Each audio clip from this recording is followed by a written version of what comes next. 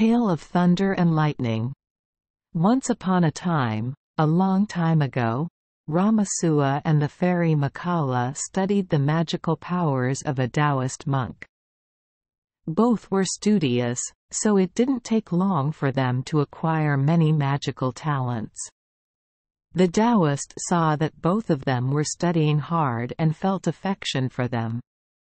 When he taught all the magical powers he had, he wanted to test Ramasua and Makala's skills, so he said, "Now I will give each of you a jade cup.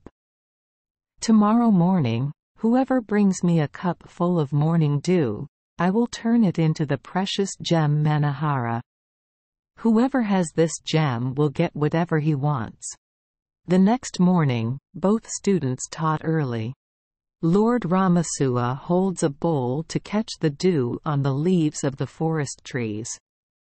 The grasshopper ran around the forest all morning, but could not catch a full cup of dew. The wiser Makala chose a piece of spongy bark to absorb the dewdrops on the leaves. Then she squeezed the dew into the cup. Not long after, she received a full cup of dew and brought it home to the teacher. The Taoist turned the dew into a pearl, gave it to her, and said, "The jade day has many miracles. If you put the jade first and get tired of spinning, your wish will be fulfilled and you can use the jade to fly into the sky, and go everywhere as fast as the wind." The fairy Mikala received the pearl from the teacher's hand and bowed her head in farewell. She spun her jade and flew up into the air straight to the sea in her hometown. When Chan Rama finished finding a full cup of dew and returned, it was too late. The Taoist said, "You came back too late. I have already turned the dew into a pearl for Makala. It's a pity I can't turn the dew into a second jade bowl." When Rama heard the Taoist say that, his heart was so painful that he burst into tears. Forever. Ramasua refused to return and sat next to the teacher crying. The Taoist loved Chan very much but didn't know how to comfort him. "Don't be sad, I will give you a hammer. You can use this hammer to fight Makala to win the pearl. My friend often goes to the sky to bathe in the rain. Please wait for that opportunity to welcome it.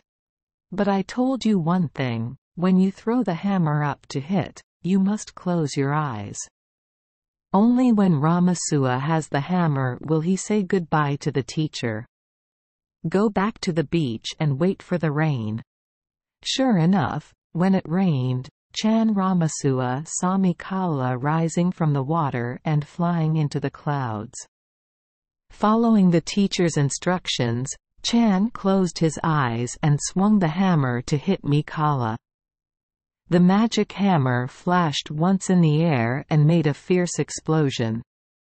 Unfortunately, because he closed his eyes, Chan Ramasua could never hit his opponent.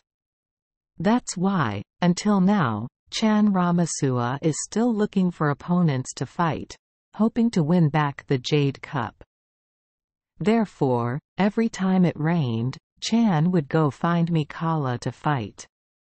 The sound of thunder and lightning still lasts to this day.